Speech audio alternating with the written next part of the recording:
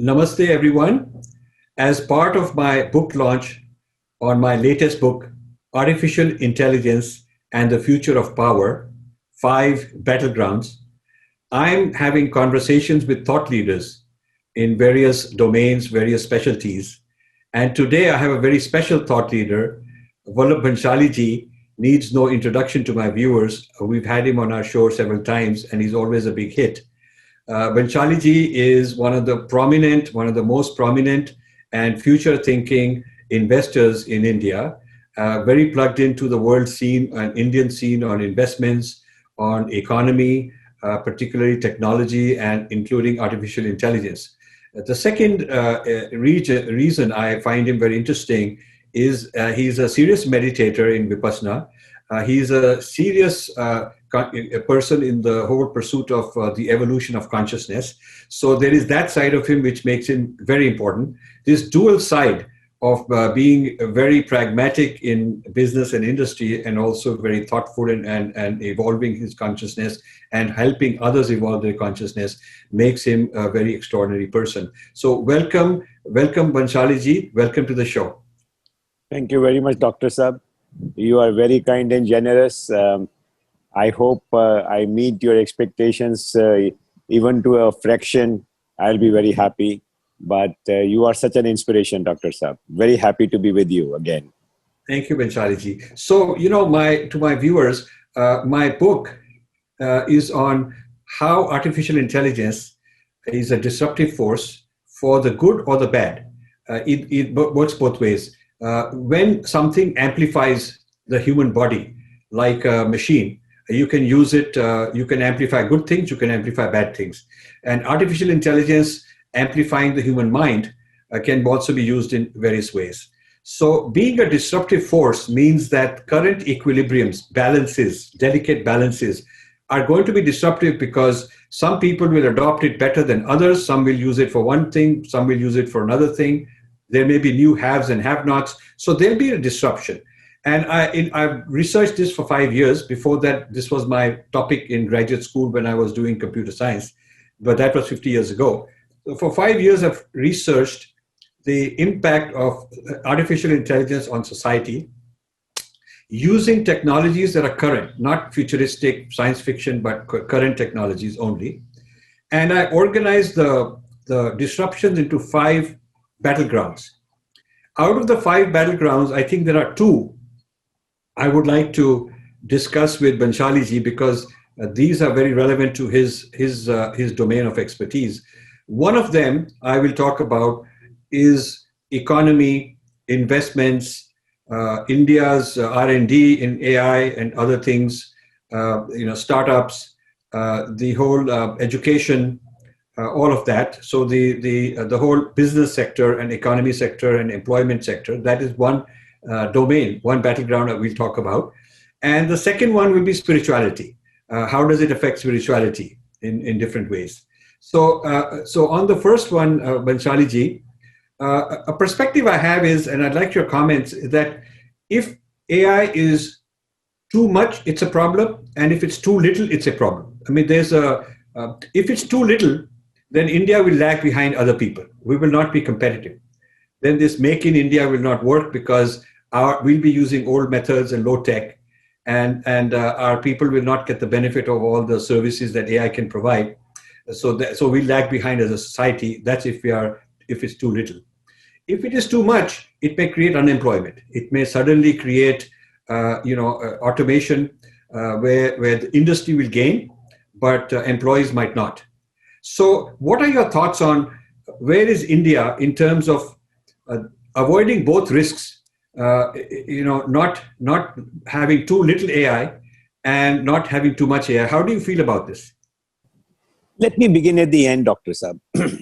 So whether technology causes unemployment, because technology has continued to evolve from times immemorial. So it's a big question, and technology brings a lot of good. So technology is inevitable in its progress. Whether it brings unemployment, directly speaking, or a section of the employee or workforce, there's no doubt about it, because those who are directly affected lose their jobs. and they need to reskill, and that's easier said than done. But I have also seen that technology solves a lot of problems that were not solved for a long time. Like it opens, when ships advanced, they opened routes. And those routes enabled mass immigration, movement of people, and that brought new opportunities and so on. And so I could go on with so many examples that, when a hospital was created, maybe, because there was concentrated medical facility in one place, that meant that a lot of distributed medical facilities got affected. But it creates its own employment, it creates new opportunities. But indeed, there is a cycle, there is a time period in which all this can be very disruptive. So I have always looked at technology with less fear. And so therefore, you cannot fight it, you better join it. So in that sense, I think India should find ways to join it rather than fear it, because it's going to happen inevitably. And we have seen that once people taste something, they want it. And given that India is an open society, unlike China, and we have access to what is happening in the world, people taste Netflix, people taste some Google, people taste something. And, fortunately, we are doing well rather on internet penetration. And Modi ji, particularly with his Digital India, is going to make this news known to the world. Known to every Indian or, almost all the Indians. And therefore, we have to think that, how do we come to the cutting edge of artificial intelligence, virtual reality, and the whole gamut of new technologies that are already on the horizon and advancing fast. So that's my view, that we have to accept it. We have to find ways to adopt it. And there are good news and there is some bad news in it. And maybe, as we go along, so I just wanted to make those my opening comments, that I want to welcome artificial intelligence because it's unstoppable. It has been, developing ever since computerization started. Machine learning of some kind started happening, and then database technology, got developed 20 years ago. And this has now gone to the next level with, we don't have to talk about the complexity of that here. So I think India must wake up. I agree with you in that India must wake up fully and find ways, whatever be the resource crunch, how to, keep up with the world. Wonderful. Thank you very much. So on the same point, the haves and have-nots of industry will get shaken up because, for instance, let's say Tesla, driverless cars, electric cars, don't have the same internal combustion engine that the previous technology did. So you don't need a spark plug and a carburetor, and you don't need those things. Now I'm told, maybe my figures are not exact, but I'm told that several million people are employed. Maybe 4 or 5 million people in India are employed in the auto sector, not only making cars, but making ancillaries, exporting them. So it's a big economy. Now the new technology will displace all these workers because you don't need those parts. A lot of the small, medium-sized companies will go out of business. A big one like Mahindra will retool and start making electric cars, but all these ancillary wallahs are not going to be able to come along. So this kind of disruption happens suddenly. Now, it happened in the prior industrial revolutions, but there was a difference. When the industrial revolution happened in England, the availability of capital was not so quick. So people took a long time to automate their farms. So, if you are in the middle of a career as a 35-year-old farmer, you can continue 20 more years doing farming, and your son will get a job in a factory. You're not disrupted in the middle of your career because the adoption rate was slow. The adoption rate was driven by the availability of capital. The scaling of equipment wasn't so quick. The training to do all this was not so quick. So because things were adopted slowly, there was enough time to phase out the old in a gradual, graceful way. Now things are happening so fast. When you have the Uberization, suddenly all these New York City taxi drivers are out of work because there is this Uberization. It did not happen slowly. So in this manner, the speed of adoption and the availability of capital and the quick scaling is so different now that people in mid-career are disrupted, suddenly out of work. Industries are shutting down. Some of the ancillary makers are going to be out of business. So, how do you feel that this particular technological disruption has different challenges than the previous ones? So we cannot just. I read a lot of reports where they say, there's always been disruption. A lot of these reports, and so this is another one. And like before, we landed on both feet. Everybody was happy. We'll be fine again. But I feel that this time it's a little different. What do you think of that? Leaning on spirituality, the first major step on the spiritual path is being alert. If you are not alert, and every moment you have to be alert, if you don't get that, you lose out big time. So even what you have gained, you will lose. So it's not a question of, what we do not have and we need to acquire, but even what we have, we may lose. But if we are alert, we see what capital we have and what capital we don't have.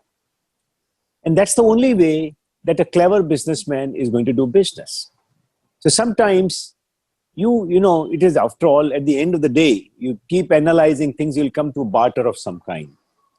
So when I look at India, compared to some of the revolutions that, pushed India back, of course, because, we got, we were controlled, we were ruled over by, foreigners for hundreds of years. And then British in particular were very exploitative. So I'm not going into that. But over the last 20, 30 years, some things have changed. I think since the liberalization of 1991, the confidence of Indians to try and take on the challenges is of a different order. This confidence is not where it ought to be. But I'm happy to note that it is growing, number one. Number two, in this world, market is as important as sometimes the products. And therefore, eventually, India is a large market. We are 1/6 of the world, 1/6 at least of the world. And that means we have a real chance. People want to come to us. We are also growing, even if we are growing at 5, 6, 7%, we are growing more rapidly than most countries in the world. And demographics are on our side. So the question to me, the challenge to me is, that all what you said is right, but it need not be static. Can we queer the pitch? Can we do something different out of the box? And that is possible. So if you look at China and be inspired by it, China recognized that, what do they have? They had poverty, but they said we have cheap labor. We can change the rules to make it very convenient for someone who wants to do whatever they want to do. And can we appropriate, steal, ask for it in an open manner?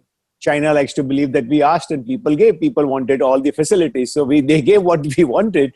So they can't complain about it. So whatever. So I think China has shown a great path as to countries with population, countries with ancient civilization, countries with demographics. They still have an advantage because they have the market. And we are halfway. We have not evolved to where China is or US is. But we are halfway in terms of adoption of digital technology in engineering colleges. And the good thing about opening up is that I'll give you a concrete example. I won't mention names of companies, but over the last 5, 6 years, digitalization and automation became very big, artificial intelligence and so on. And which meant that Indian software companies, which employ, some of them are so large, they employ hundreds of thousands of engineers. And they were used to doing time and material business, which means deploying cheap labor. It was a labor arbitrage. It became more and more sophisticated, but it still was labor arbitrage. And that little sliver at the top, which was needed to do automation, large number of people in the middle, they were drawing high salaries, but they were not equipped to do this. So the companies had a real problem, that they would lose their profitability very fast and they would become irrelevant. So on one side, there was a huge opportunity to get these businesses. And second side, they were carrying a lot of dead wood. I think India is in that sense in the middle path. If we can adopt the learning tools that are open up, that have opened up, to Coursera, etc., is old news. We have moved way beyond Coursera and all. So I think if we can adopt, as China did, that, sending its students abroad, bringing those professors to China, opening English classes, and, on a mass scale, bring the population capability up, India still has a chance. But I agree with you that unless I may be an optimist, you are on a deliberate manner, you're coming from a certain stand to basically instigate, not that India should lose out, but in your warning, you will lose out unless you wake up. And I'm only following that streak, maybe a little bit based on some of my experiences, that I'm seeing pockets who are alert, who are doing things, and who have done things. So I saw some companies do a brilliant job that instead of losing 30% of their people, they managed to lose 5-10 and bring up the rest. Second thing I want to share, a good example. So I don't think we have a basic disagreement, but I'm just presenting some data from my experience. I sponsored some of the schools for a robotics competition conducted by IIT. IIT was doing robotics for smaller engineering colleges, remote engineering colleges, and saying that these kids will never get a chance to, get IIT education and far less robotics. So one good Indian who returned to India to serve motherland is constantly thinking of new ideas, and it was very successful. But they said the kids are very bright, why not we go to schools? So I sponsored some of the schools. The response and the capability of the kids, Dr. Malhotra, was fantastic. Which means if you catch them young, you don't have to wait for them to become engineers, etc. There are kids in schools who are trying to learn Python, which is the latest computer language, as you know, on their own. They are asking such cutting-edge questions. They're working extremely hard. So the students are ready for very advanced education. Our schools are still probably 50 years or 100 years behind. So there are these opportunities, and a lot of these schools were from small and rural areas. May not be rank rural area, but they were B town, C town, D town of India. So I think over the last 30 years, since I have been a part of this whole journey, and I can say that I at least played a bit role in the whole economic revolution in India by supporting companies, investing, etc., we again have a chance. And I will want to talk about one other initiative, I think, as we go along. Wonderful. This is excellent. So since you raised China, I'll take that up also. I do a lot of interactions with Chinese people I've known. I visited China a long time ago, since a long time, as part of my business, and I keep in touch with some of the people. So what I heard is they also started with wage arbitrage in manufacturing. So they could go to the world and say, look, my wages per hour are a fraction. So just like India did for services and software. So, but there was one big difference. They made easy money by the spread between what they were paying and what they were able to charge the American companies. But they took a large part, up to between 25 and 50% of the profits they made from labor arbitrage. They reinvested it in futuristic technologies, building products. So they were not content just making quick money on wage arbitrage. They wanted to give some of it to the shareholders, but they wanted to also invest in things that will have value 10 years from now. So they got into AI, they got into nanotechnology, they became the leaders in solar power. A lot of these, they made some big bets. These are very gutsy, courageous bets. And they're not small scale bets, they are like $1 billion type bets. And they made those bets quite wisely. Now, maybe they begged, borrowed, stole technology. That is also true. But their eyes were on, they set their sights high on big outcomes. By 2025, they want to match the United States in AI, things like that. Now, in India, we used wage arbitrage for easy money. And a lot of people made a lot of money. Some middle-class people moved up. But, we were software leader of the world. How come we are now 10 years behind China in AI, which is a software thing? We did not take the money when the money was big and easy. We did not take it and say, let's figure out what is going on in the future and invest in that. Now, I'll tell you, the Indians had an advantage over the Chinese in figuring out the future because Indian brains running the technology of banks in America. In New York, banks run by Indians in the back office. Medical research, you name it. There is hardly a sector in the United States where the cutting edge companies don't have a predominance of Indians as the brains running the technology. So if the Tatas of the world and Infosys and I'm not picking on anybody, but if they wanted to understand what is the future that the client is thinking, then India could have developed the Watson, IBM Watson, which is the AI based. So things of that kind, which their clients were developing. They saw that IBM is developing, and we are giving them the programmers to do it. So we never, is it that our ambition wasn't big enough compared to China? Is it that it required collective thinking in a planned economy, and we are not planned enough because we are a free economy and China could do it? Is that the factor? Or is it that we are sort of short-term thinking? What do you think? I mean, I'm giving three factors. One is big ambition that the Chinese had. Second, very end-to-end planned economy long-term. And third, the idea of sacrifice the short-term profit and reinvest in the future. Do you feel that these are the reasons, or something else that took the world leader in software now becoming behind in AI? I think all the three factors are relevant. That we don't need probably a planned economy, but we need a planned national ambition.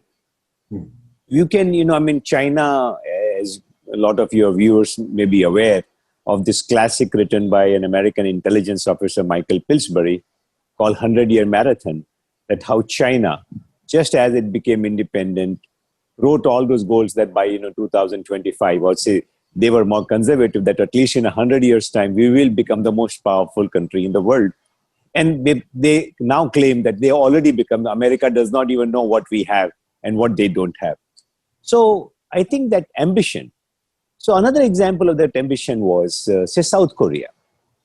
And so South Korea recognized, it was a tiger country and so on, but they recognized that they were doing labor arbitrage, So, it started with Japan and then went to Korea and then and so on, and the Malaysia, Thailand, etc., all followed. But Korea decided that, we need to be in ICT, we need to be in, semiconductors, we need to be in, cutting edge technology. And today, they make telephones, they are in semiconductors, they are in AI, and they have, so they do not have end-to-end planned economy, but they had national ambition. And you could, you get private companies to do that. Nothing like that has happened in India. Yes. In a very small manner, something like that happened in the 90s, early 90s. As India opened up, we had NESCOM. And we had some of the software company leaders who talked collectively. And the government listened, of Narasimha Rao particularly. He was a wise man. He understood he had national ambition.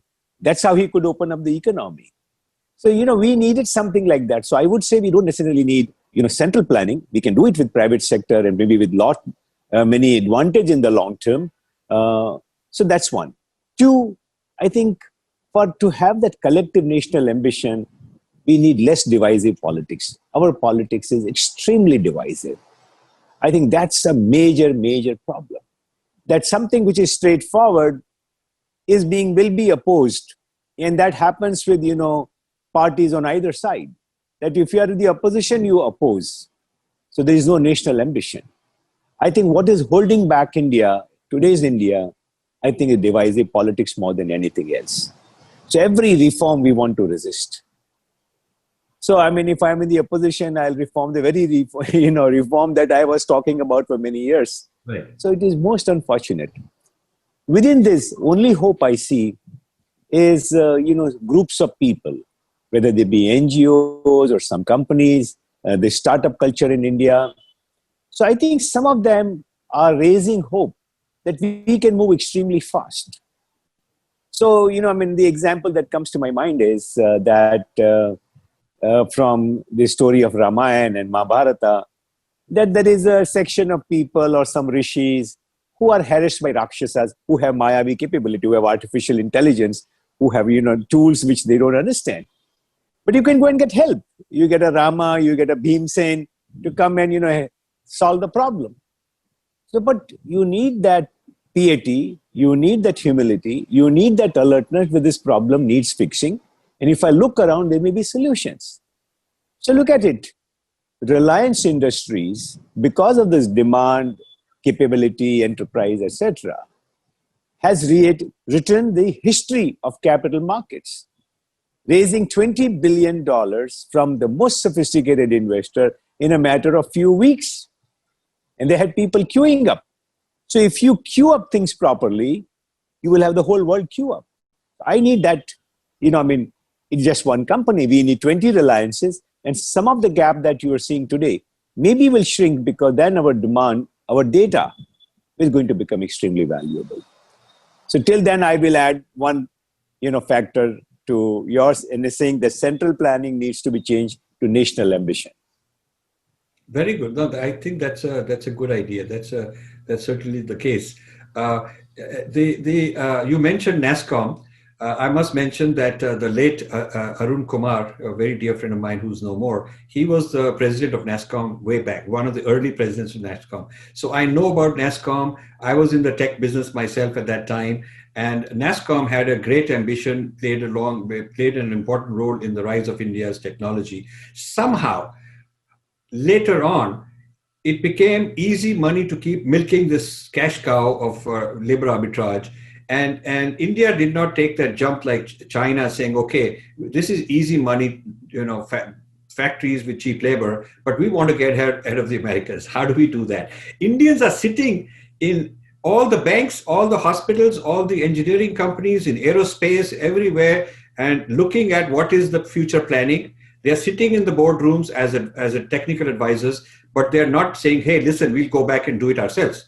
They're happy to be subservient, supply labor, and so on. So we both agree on that was a fundamental issue.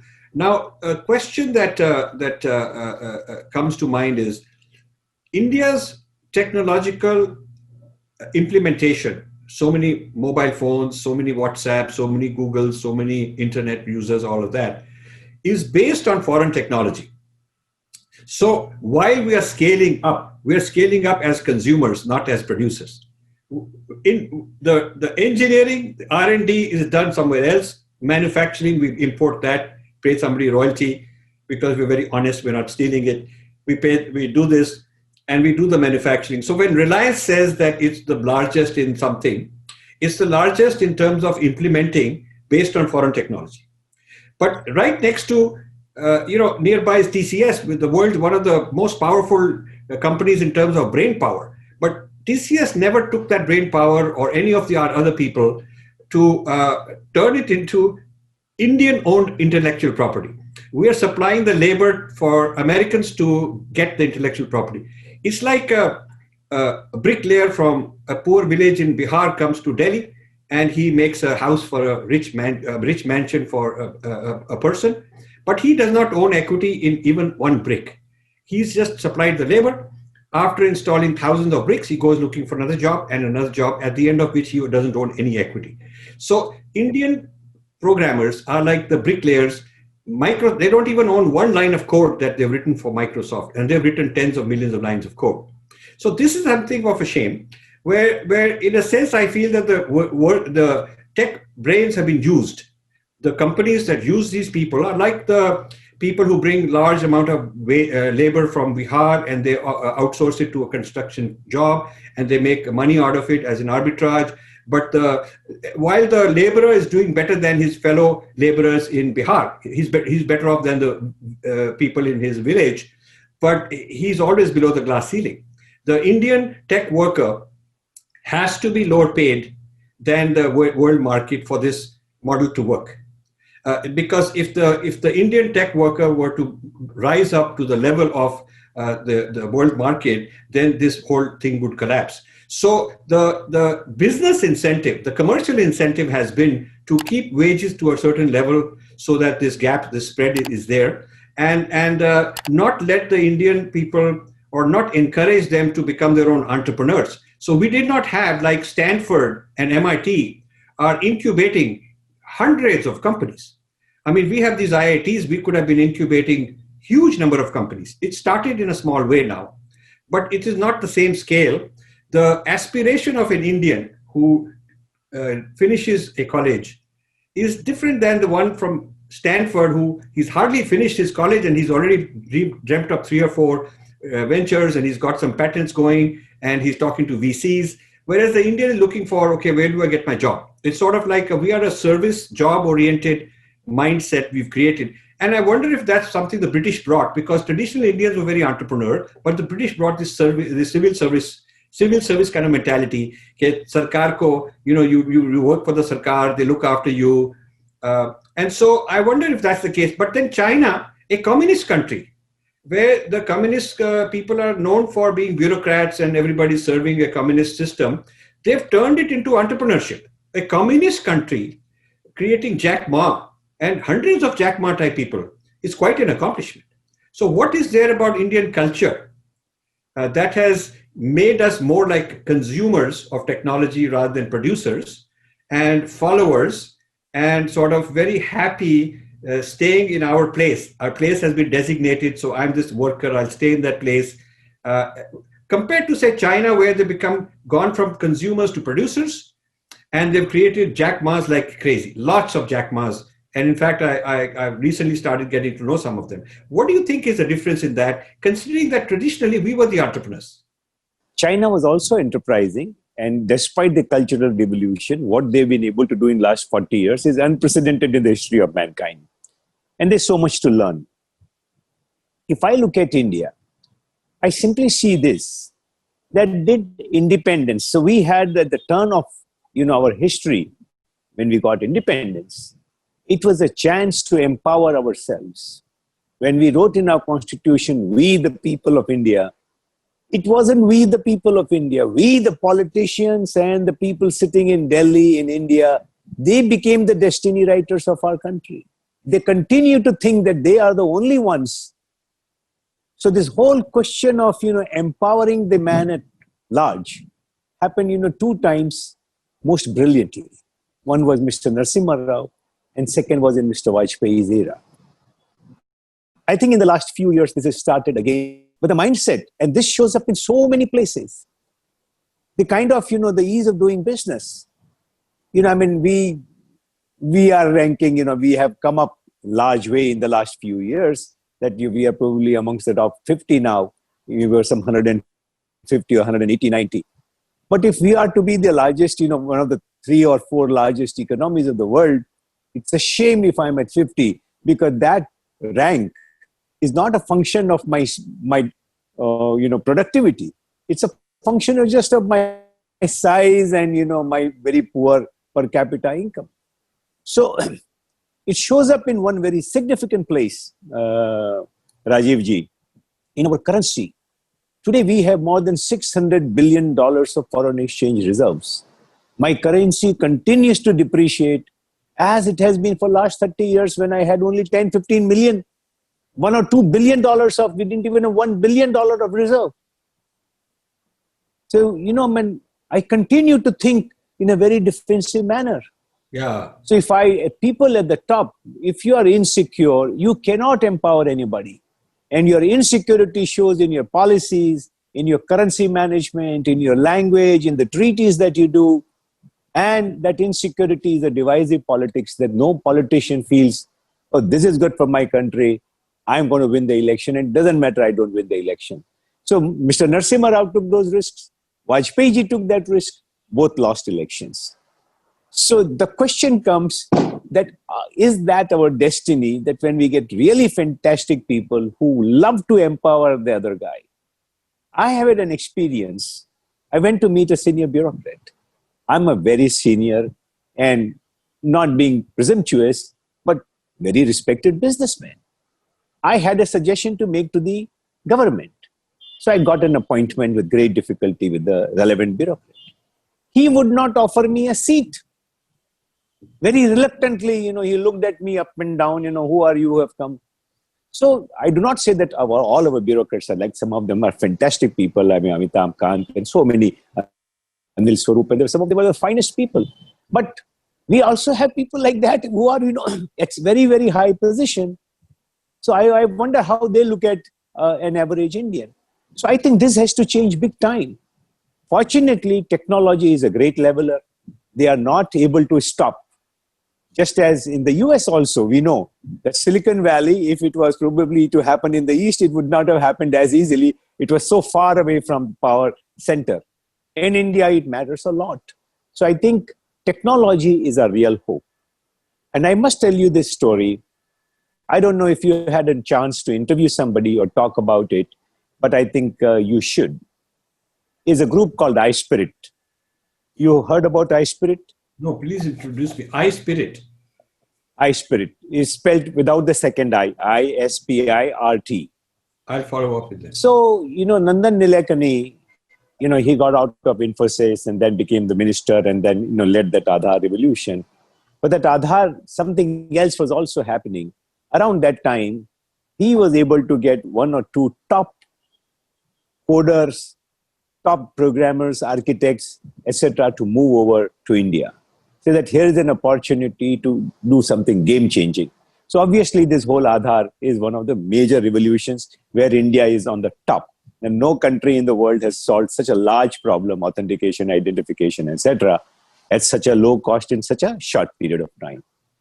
Related to that, he was able to, entice. And then, one led to the one Pied Piper and the second Pied Piper. A group of people today works in India, which is saying that technology is beyond all the rules, all the red tape.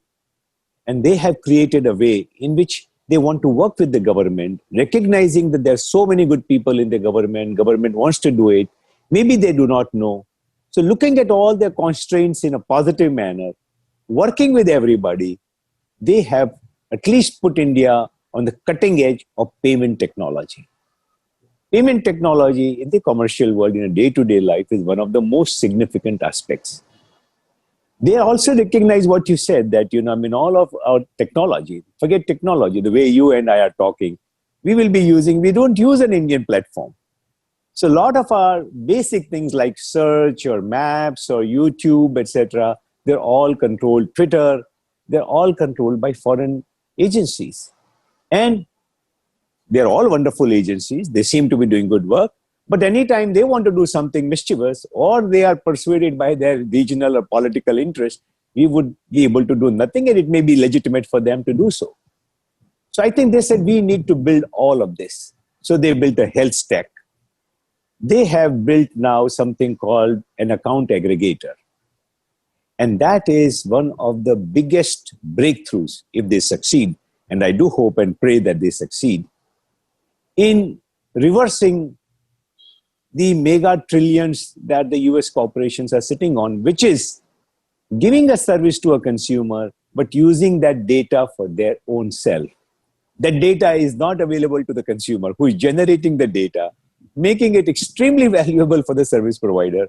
The poor man does not have access to his own data. They have created an architecture to reverse it, which means all the data that you generate, they're beginning with a few spaces, for example, your banking history, your tax payment history, your GST, etc., which is generating very, very rich data. And they say, okay, consumer, we will aggregate all your data and we will give you the access. You want to give access to your data only to someone who is giving you a service the way you want, at your terms. This is going to be a big revolution.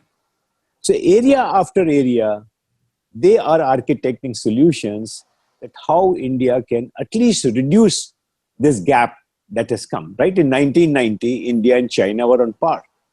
In just 30 years, India is probably in different segments, 5 to 30 years behind China. Yes. So this is the kind of, but human ingenuity can fill any gap. Yes. So, this beautiful, you will see it in the forthcoming movie on Bharat, where we talk about Dharmarath. There's this beautiful expression, beautiful scene in Ramayana that Ram is without a Rath. And Ravan has got this fantastic Rath. So I won't, reveal the suspense. And someone says, how will this happen? And Valmiki talks about that, what Rath you have to be in. So I think if we become alert, we talk about, this national ambition, I still think that this gap, which is extremely depressing, frightening, can be reduced. I am not completely hopeless that despite this, you talked about the British had the ICS, the IAS Administrative Service. We adopted it. I don't blame them. They needed it. They were ruling over us. They needed all of that. Why have we adopted and continue to adopt it? So this mass distribution of empowerment, that will be the greatest day when our Prime Minister for at least 10, 15 years believe that all power must go to the common man. At least 20% of Indians are capable of, doing 100 times more than what they are doing today. We need that. I do not know how it will come. Maybe you and I have to meditate more. Yeah. So, one of the 5 battlegrounds is about the mind, about the consumer giving data, and the people who are giving free services are taking this data and making trillion-dollar market cap companies. I call it, as machines are getting smarter, people are getting dumber, more dependent. So we're dependent on Google search to tell us what the truth is. Siri will tell us what we need to know. If I don't know anything, I can go and look up Wikipedia. There are several problems with it. First of all, the mind atrophies if you don't learn. If you don't learn because this machine will always tell me, then the attitude is, why do I need to learn? What's the point of learning? I just learned to pass exam, but I don't really need it for my life because this machine will tell me. Secondly, the assumption that this machine is objective is not true. Whether it is Google, whether it is Facebook, whether it is Twitter or anybody else, this knowledge is controlled. There is a hierarchy of AI. AI is not neutral. There is also a whole field called bias in AI that is now being studied, very seriously studied. So AI has bias.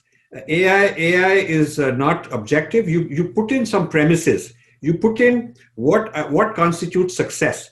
So for instance, when you're training a driverless car, you have to put in there that accident is failure, not having an accident is success, so that the machine can then learn by trial and error how to avoid accidents.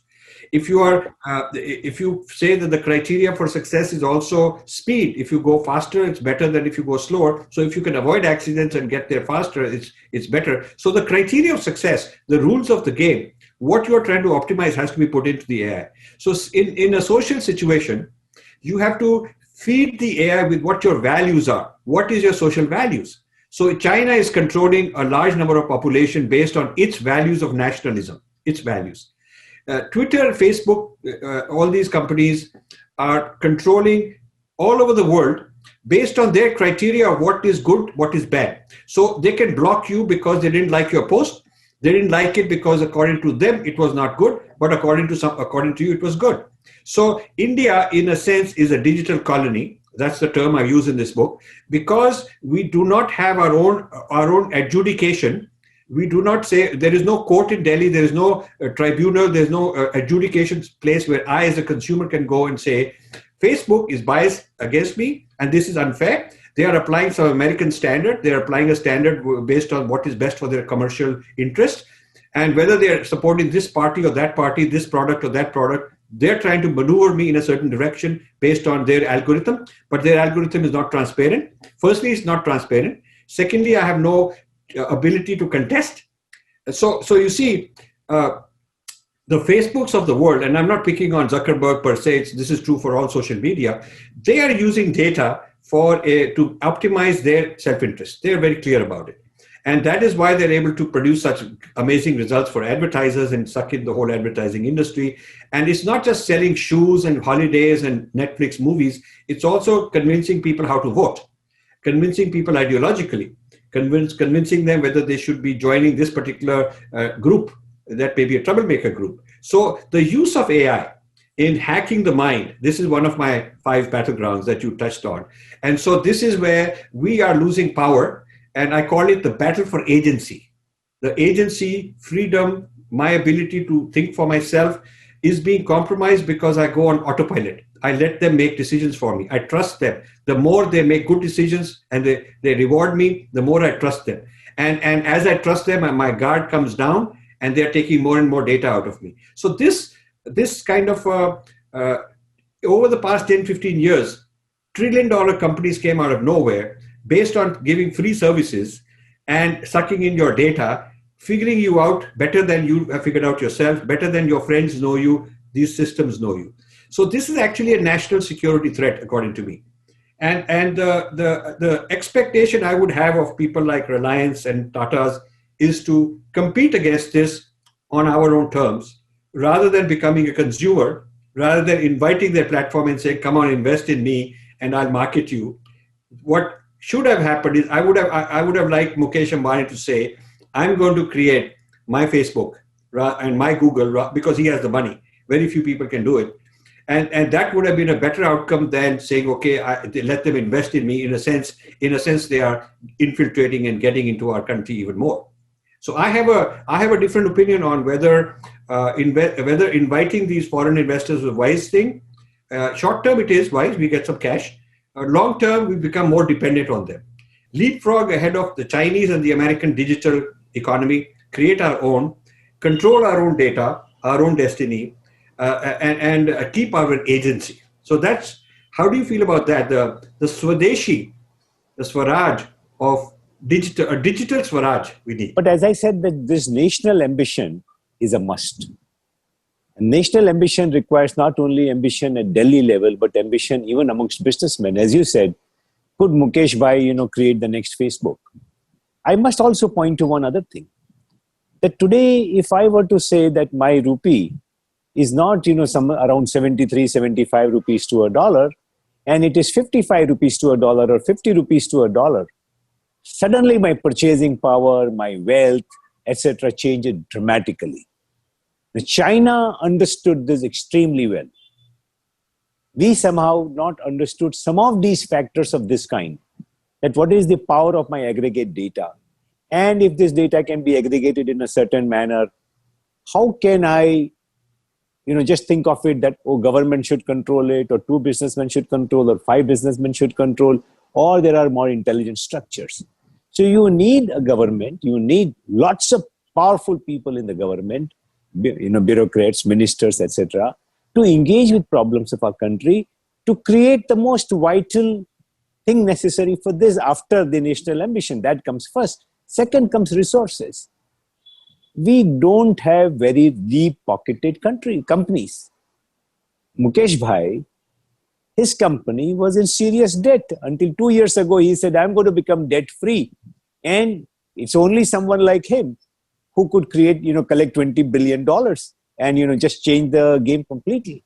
So I need those financial surplus. Today, the kind of money that the VCs in US, etc., can make available. So even Indian startups, 90% of the money that the Indian startups get comes from abroad. So even while the startup culture is happening, their destiny is controlled by the foreigners. So we need to create these surpluses. So you need a taxation policy, you need ease of doing business. So, we need a slogan like we have Jai Jawan, Jai Kisan, given by Lal Bahadur Shastri, the great man long time back. We have to say for at least next 10, 15 years, Jai Jawan, Jai Kisan, and businessman Bhagwan. Unless you create that kind of enterprise that only these people can be game changers, create that sense of, honesty and patriotism in them, and you create the businessman Bhagwan, for 15, 20 years, do give them a chance. We had the brains to rule to be as successful and never, do hegemony over anybody. The same thing can happen today also. So I feel very hopeful because I built so many of these stories. I've been a party to, I can't say who am I to build anything, but I've been a party to those. I've been a catalyst of some kind. So there are so many low-hanging fruits, Rajiv ji, that you need some aligning of ducks, and lot can happen. I'm not saying that we will come on par with China, but maybe the 30 years can be reduced to 5-7 years in many, many areas. So, you mentioned earlier in our conversation the demographic dividend. Now, do you feel large population is a dividend or also a liability? And here's my point. Suppose India did not have 1.3 billion people, but suppose it had half as many. And suppose the poorer people, I'm not wishing them ill, but suppose that the lower demographic were not there. And we had a smaller population, and with automation, you can do a lot of work with less labor intensive ways. This would be better for the environment, not so damaging to the climate and pollution and all that. Now, do you feel that the huge population, if you were to rank them by productivity, how much are they? How much do they need as consumers, and how much are they producers? You will find at some point in time there are people who are consuming a lot. They need schools, they need hospitals, they need education, they need all the facilities, but they are not necessarily producers. So while the government has to look after them, but it is a responsibility and it's a liability. So do you feel that the demographic dividend is a kind of a mixed blessing, because while the people are available as consumers, the point is that if they are not gainfully employed, then they're also a liability. They're also stomach to fill. It's not just hands to work, but also stomach to feed. So is population an asset, or do you think it's a liability? So demographic dividend is loosely used. It was used for a few countries which really, had probably the right kind of, what we call the landmass ratio. And the country was educating its people, which means making them, giving them a chance to be more productive, and also creating an environment in which, enterprise could flourish and jobs could be created. And that's when that classic demographic dividend expression was used and was very relevant. In India, we have had, 2 steps forward and 1 step back. And therefore, what could have been demographic dividend by now, has not yet been seen. We also know that there will be a segment of population which needs support. And because of this adverse dependency on agriculture, that, at least 50% of population in one way or the other is dependent on only 15% of GDP. So it's extremely low productivity. I mean, the statistics can be just given in, that one little, citation. 50%, at least 50% of population directly depend on agriculture. The GDP share is only 15% and falling. If that grows at only 2%, 3%, and the total GDP is growing at, at least 5, 6, 7%. So that is always constantly falling. So we have not, the divisive politics, will raise some emotional issues, some irrelevant or less relevant issues, and take all the governmental space, the intellectual space, public debate space, and leave some of these basic problems unattended for decades. I think Modi ji has done extremely well, taking the most bold steps of building confidence of the people, number one, and tackling labor reforms, land reforms, agricultural reform, education policy. I think some of the most brilliant suggestions have been, put into educational policy. So there is so much enormous amount of work to be done, Rajiv ji. I become less despondent only because, firstly, I'm an interventionist. I'm trying to do what I can. Secondly, I'm not alone. The number of people that I meet in different directions, I'm in several areas of intervention, from agriculture to water conservation to education. In COVID, we got into health and understanding the health infrastructure, etc. So I meet lots and lots of people. But there's alignment of duck, that someone at the top recognizes that, oh, we are not the only wise guys. Let's identify all the wise guys, empower them, respect them, and so on. I think it is such low-hanging fruit that a lot can be done. And the macro thinking that, we need not be servile. We have all the strengths of the world. We cannot create a company, we cannot create a country by design that, okay, this should be this ratio, that ratio, etc. So it will be whatever it is. But once you create confidence, your disadvantages started becoming they get mitigated, and some of them convert into advantages also. So how you see things is so important. This is a classic Hanuman story. Until he's pointed out, Hanuman can remain idle or whatever. So I think that the leadership and attitude can change a lot. We need 20 years to come up close to where China is. And we need all these things to happen. A bureaucracy which does not look at India as something to be ruled over, which really empowers people. Politics which is less divisive. Why can't we have consensus about at least 20 important issues of the world, of the country? You fight about everything else. About education, about agriculture, about employment, and so on. You create a national consensus. I have seen some hope on most of those battlegrounds. One battleground is what is called deep ICT. So while you have the basic coding, this, that, etc., the core semiconductor, core technology, core telecom, core computing, or in the social sector, you talked about, the social, social media, etc. I think those are large gaps. So you can do a lot if we start thinking of empowering our people. This has been an amazing discussion with Bhanshali ji on the Sthula Sharir. Sthula Sharir is physical body. So normally we talk about Sthula Sharir of a person, but I'm talking about in this book, the Sthula Sharir of a nation. So we've talked about the geography, whether it's secure, whether the economy is good, industry, infrastructure, the human resource, all of that is the physical Sthula Sharir level we've talked about. And then we'll talk about the Sukshma Sharir, which is the inner being.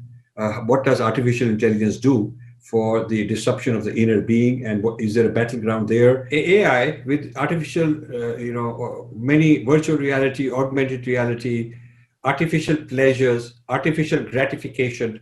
Elon Musk is, now there's goggles, there's wearables. You can imagine that you are on a holiday somewhere, you're flying here, there, all your fantasies you can imagine. You're sitting with your favorite celebrity having dinner in an augmented reality. All of that you can do.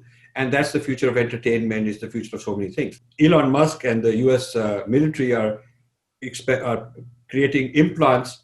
So in your brain, they'll be able to copy the neuron, the burst of neurons, the pattern of neurons when you have a certain feeling like joy, ecstasy, when you are sad. So they'll be able to correlate what kind of burst of neurons corresponds to what kind of feeling. And they can play back the memory of a certain kind of neuron and create that feeling again. So when they want to remove a PTSD person from depression and pain and give him a happy memory, they can artificially do that. When they want to take somebody who's bipolar and shift him from a sad state to a normal, a better, happier state, they can do that. So this artificial manipulation, using both things inside your brain and things outside from social media, what kind of post you like, augmented reality. So AI is putting together a kind of an artificial world for the individual, which is very individualized, which is going to gratify this person. And you'll be able to buy maybe $10 a month subscription from Google or some of these guys, and they'll give you all kind of things to be happy, cater to your hobbies, give you the fantasies you need. So people live in more of an escapist bubble. Now, the spiritual issue I have is that meditation that you and I do wants us to go inside rather than external. We want to go within and find the Anand. This Satchitanand is not some kind of an algorithm that will create for us. Satchitanand is inside. And this idea that the more I'm unified, yoga is unified. So the more myself is unified inside, the happier I'll be, is completely overruled by a technology which says there is no unified Rajiv. There is Rajiv, the holiday guy. There is Rajiv, the video guy. There is Rajiv, the guy who likes to eat chocolates. There is Rajiv who wants to go do this. So each of those, there'll be apps, there'll be different vendors, different suppliers who can supply me with this pleasure, that gratification. So Rajiv is being torn apart, fragmented into many, many little Rajivs that are being satisfied by various places.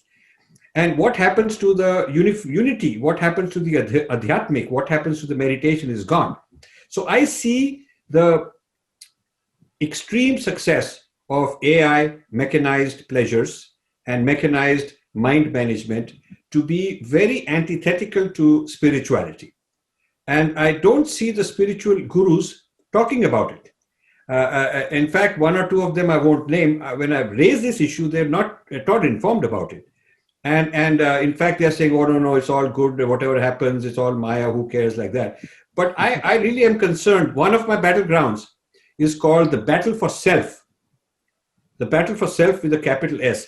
That higher self, a battle for it between the tradition of spirituality, consciousness through meditation versus the AI gratification.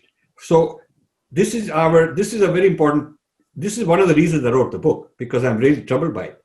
How do you feel about this? So, I really don't have an answer to this, that, what will succeed to what extent. So if you, do a linear projection that, oh, this is so powerful and there are so many people who will get sucked in for sure. And then if this multiplies, we will reach some world like that. Fortunately, I have seen in the last 60, 70 years particularly, that the new guy upstages the old guy in a very unpredictable manner. Say, for example, in a world which was very materialistic, in 1969, when Goenkaji started the serious meditation revolution in the world, there were Mahesh Yogi and Mahesh Yogi and people like them, started with Ramakrishna Paramhans and Vivekanand ji and all of that. So we could see that for 100, 200 years, this whole meditation revolution coming to an average man was on slow boil.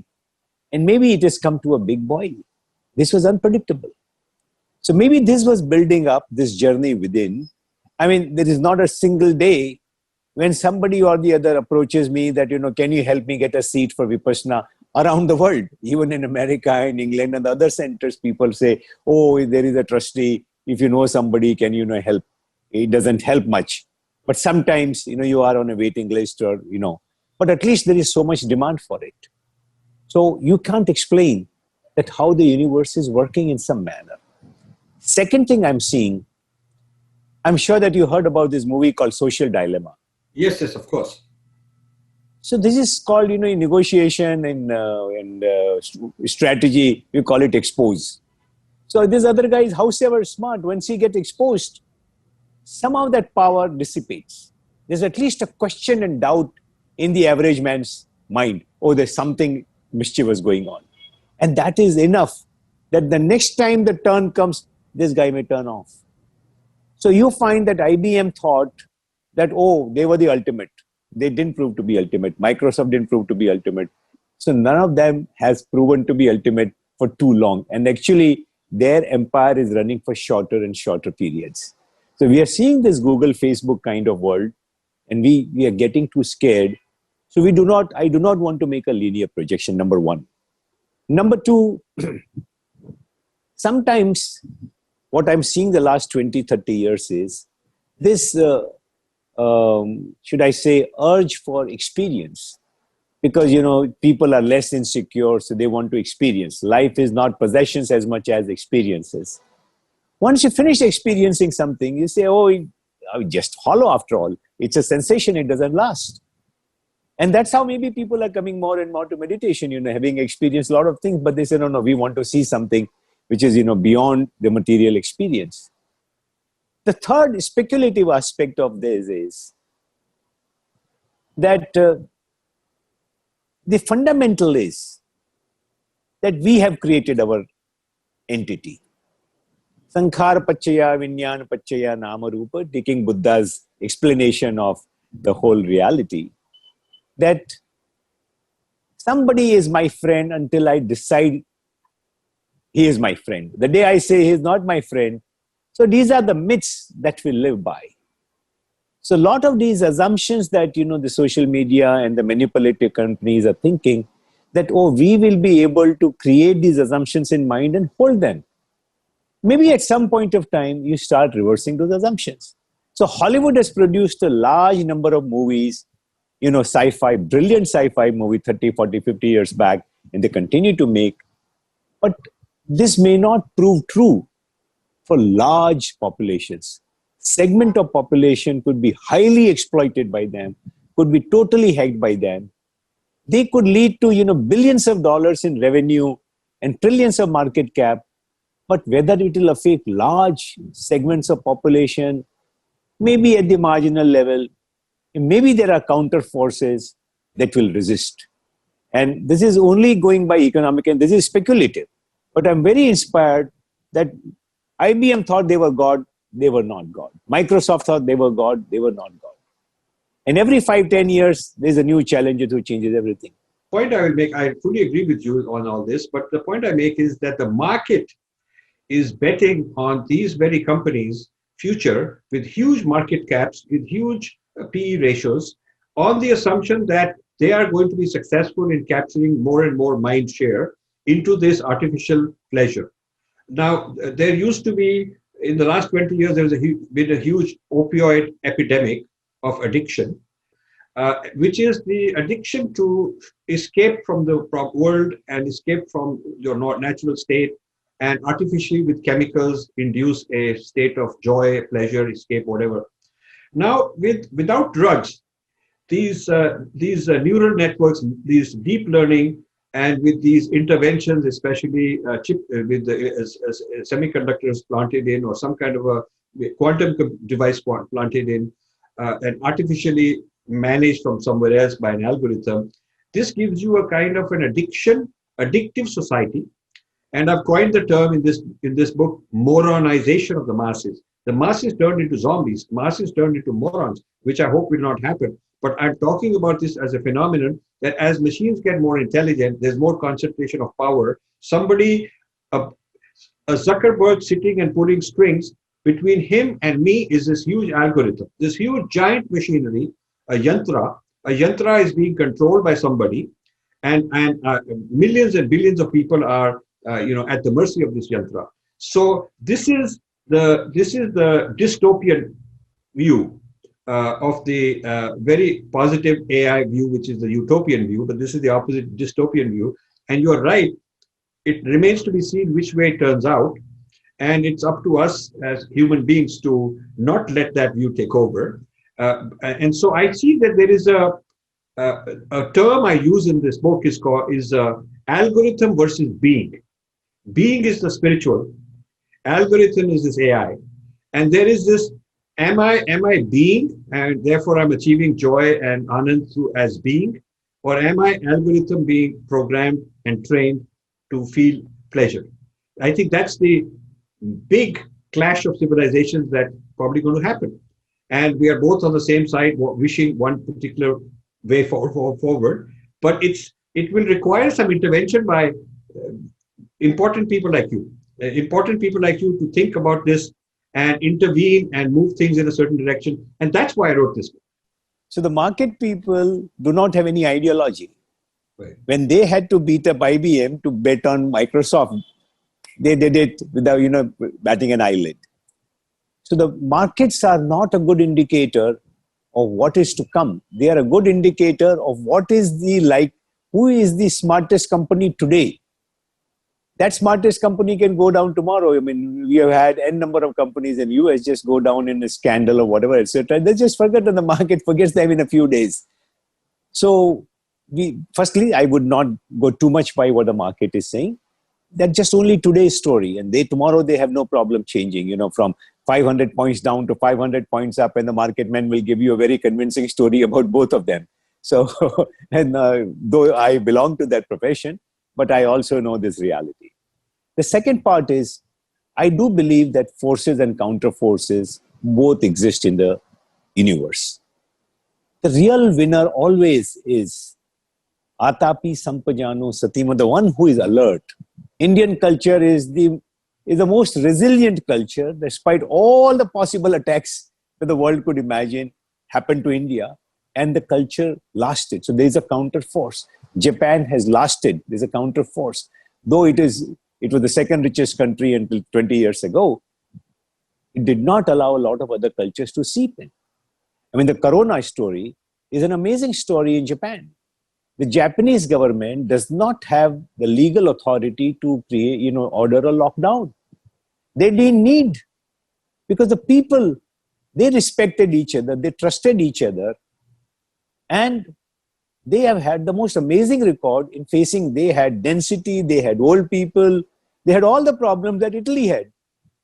But the incidence of the disease is a fraction of what it was in Italy. So I think culture can be a huge, huge resistance to all these other things that we say. And nature only can create. I and you cannot create really a mass culture. So I think there are forces that are at play. It is our job. Anyone who understands this, it becomes his Swadharma. So yes. I think it is your Swadharma, it is yes. my Swadharma, that we talk about it, we do what we can. Yes. And while, unless we begin with the dystopian view, you will not be galvanized into action. Yes. So I salute you for, raising the alarm, creating those, stating those 5 battlegrounds, catching hold of people and telling them, and saying that, you got to do something. Not because the world will necessarily go bad, but it's a real risk, and we must fight with all our might to resist it. This is so nice of you, Vansali. I'm so indebted to you. I'm always very grateful to you when we have a chance to speak. I learn a lot, both in our private conversations we've had and also for the benefit of the viewers. I thank you very much.